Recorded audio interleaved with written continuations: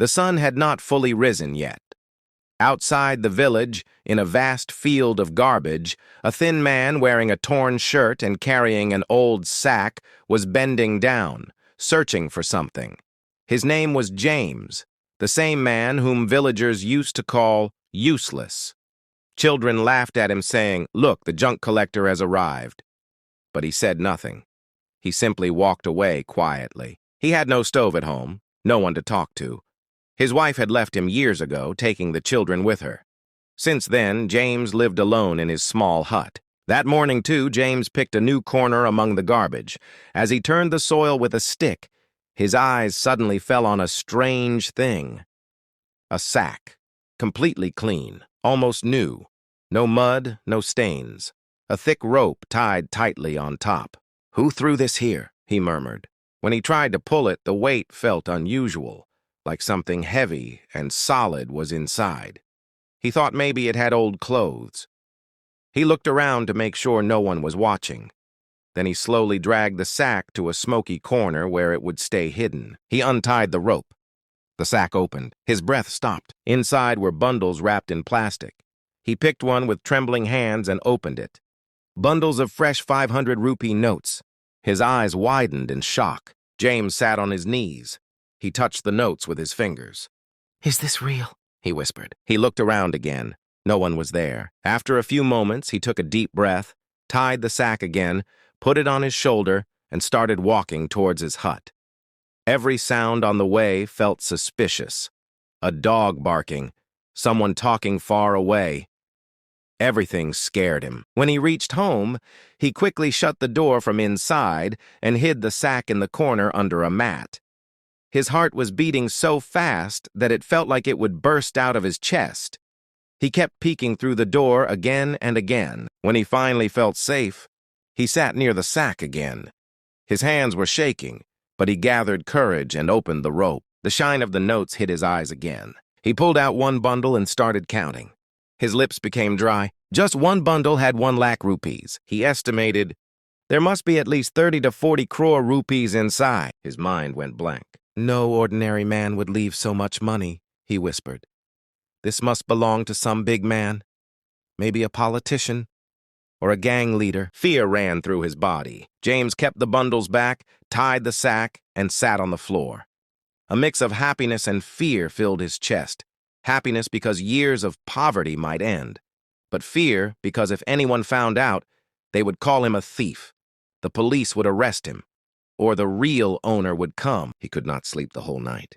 The next day, he gathered courage, took just one bundle, and went to the city doctor for treatment. For the first time in years, a doctor spoke to him with respect. James smiled for real after a long time. He realized something. This wealth was not just a blessing. It was a test. Days passed. James repaired his hut. He used a little money from the sack. He hired workers and got the roof fixed. Within a few days, the smell and dampness of the house were gone. Villagers were shocked. How did a junk collector suddenly change like this? A few weeks later, he opened a small grocery shop near the main road. He stocked rice, flour, salt. He sat at the counter and greeted customers with a smile. At first, people hesitated, but slowly they started trusting him. The shop grew. Flour bags, oil cans, spices, soap, everything began selling. James remained careful. He never showed off suddenly. He knew if he showed too much wealth, people would ask questions. Outwardly, he still looked like a simple shopkeeper. But deep inside, he knew that the sack hidden in his hut had enough money to change not just his life, but many others too. Sometimes old women in the village said, "James, you have changed a lot." He only smiled. But inside there was a sweet pride. Slowly his business grew more. He used another small part of the money to start a mini warehouse. He bought an old truck and became a supplier as well. Now people in the village called him James Lale, like he was a big businessman. But even with success, one fear always lived inside him. At night he sat near the sack and thought, what if the truth comes out? What if the real owner appears one day? Then he reassured himself, no, this is the reward of my fate. I never stole anything. Years went by. James worked hard. He became confident. He walked straight. His voice gained strength. He handled the shop in the day, the warehouse in the evening, and at night he sat near the sack and planned his next steps. But even with all this success, an emptiness always echoed inside him. One evening, when he returned tired from the shop, he saw two familiar faces standing at the door, his wife Anita and his two children. The children had grown up, but there was hesitation and guilt in their eyes. Anita's eyes were filled with tears. "James," she said softly, "we made a mistake. Situations forced us. Leaving you was wrong." James froze. Memories hit him hard. When Anita had said, "I can't live like this," and left him, now she was standing at his door. The children stepped forward. "Father, please forgive us. We want to live with you now." James's heart trembled. One side of him wanted to hug them, but another side remembered the pain of being abandoned. "Are you here because of love? Or because I am rich now?" he asked coldly. Anita cried, "No, James. We truly regret it now." He looked down. His heart was burning inside. Finally, he said, "My children are mine. Their future is my responsibility. I will take care of them."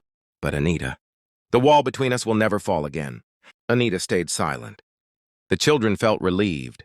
They had their father again. But James's old wounds reopened. To the world, he was James Lau, the successful man. But inside, he was still the same. James, who lived between his past and his secret sack. Time passed. His shop became an empire. Trucks came and went. People respected him. But at night, a heavy burden sat on his chest. He stared at the sack and tried to convince himself. Maybe some thief dropped it. Maybe fate gave it to me. But fate wasn't done testing him. One evening, he was drinking tea while the TV was on. Suddenly, the news anchor said, "Breaking news! Money stolen from a politician's house. The thief hid the cash while running. Police still cannot find the hidden bundles." James' hand shook. The line repeated in his mind. "Small bundles may never be found," meaning his sack was still safe. But now the shine of the notes felt dangerous, like they had eyes staring back at him. He stopped using too much money. Only small amounts. Very slowly, life went on. One day, a man from a nearby village came to buy goods. With him was his sister, Saloni, a simple woman who had lost her husband 2 years ago. When James spoke to her, he felt peace. She talked with respect. No greed, no judgment.